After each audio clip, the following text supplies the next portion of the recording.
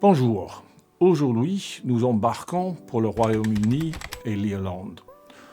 Le Royaume-Uni, comme vous savez sans doute, a quitté l'Union européenne en janvier 2021 et ne fait plus partie du programme Erasmus. L'Irlande par contre, l'Irlande du Sud, fait bel et bien partie de l'Union européenne et le programme Erasmus.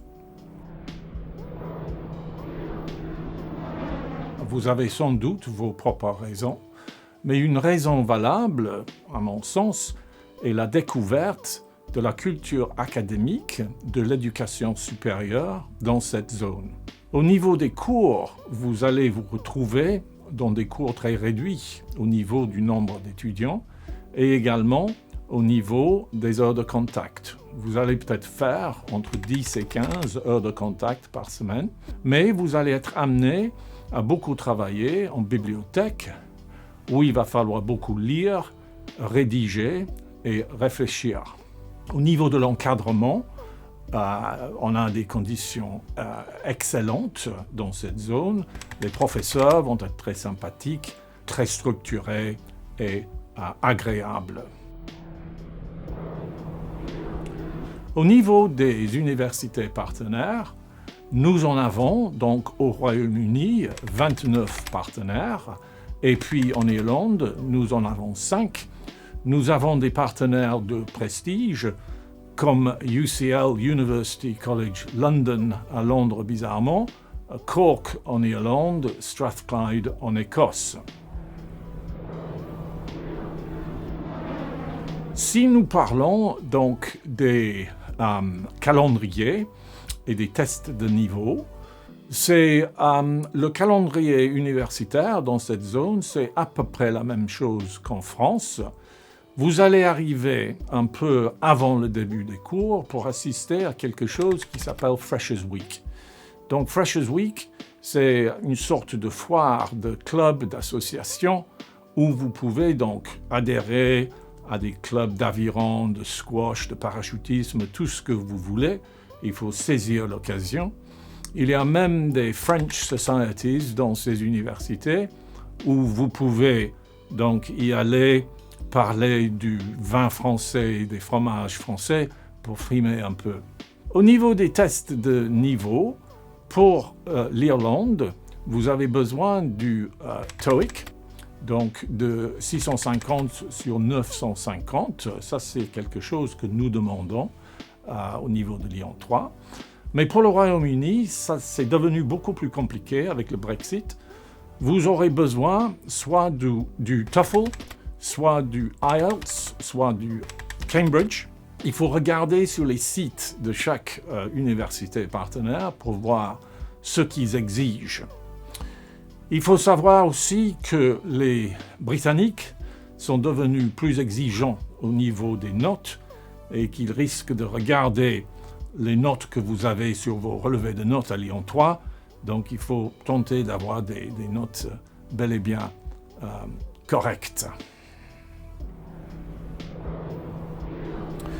Pour ce qui concerne la culture dans cette zone, l'Irlande, tout le monde connaît les pubs irlandais où on chante, et c'est un pays très sympathique, très francophile d'ailleurs.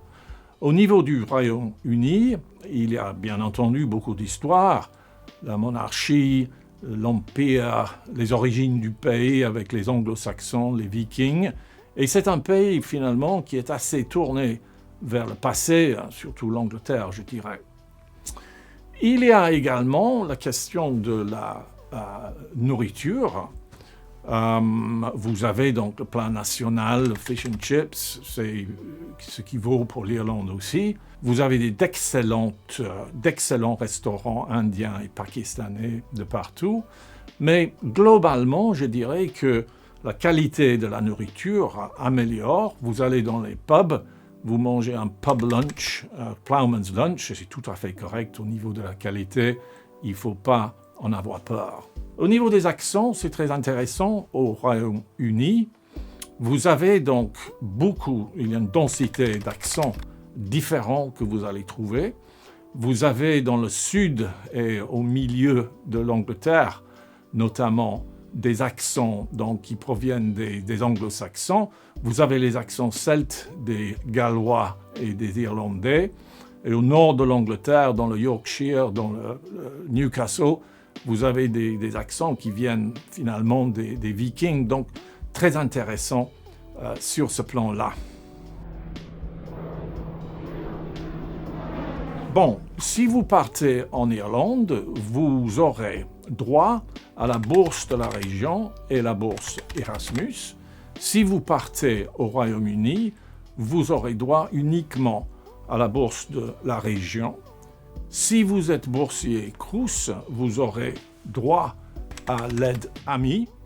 Pour cette zone, vous aurez besoin d'environ 1 000 € par mois pour bien survivre. Donc il faut prévoir un peu d'argent en avance. Au niveau des visas, pour le Royaume-Uni, les choses ont changé avec le Brexit encore. Si vous partez une année, vous aurez besoin donc d'un visa. Si vous partez un semestre, vous n'aurez pas besoin d'un visa. Donc, si vous avez besoin d'un visa, vous pouvez aller sur le site du gouvernement britannique pour les détails. Mais vous aurez besoin d'un passeport valide pour les deux pays, pour l'Irlande et pour le Royaume-Uni. Étudiant en Master 1 Relations internationales, je suis parti en Erasmus lors de cette année 2020-2021 en Irlande à Cork. Inscrit au University College de Cork, les cours en ligne se sont très bien déroulés et les professeurs et services étudiants étaient particulièrement réactifs et à notre écoute. La qualité et le choix de mes cours ont permis de progresser dans mon domaine et d'apporter une nouvelle perspective à ce que j'avais déjà pu étudier par le passé. J'ai aussi apprécié la vie quotidienne en Irlande, spécifiquement à Cork, qui est une très jolie ville avec laquelle on se familiarise très rapidement.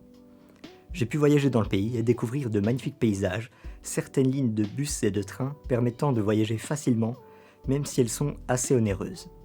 Le prix du logement est aussi particulièrement cher en Irlande.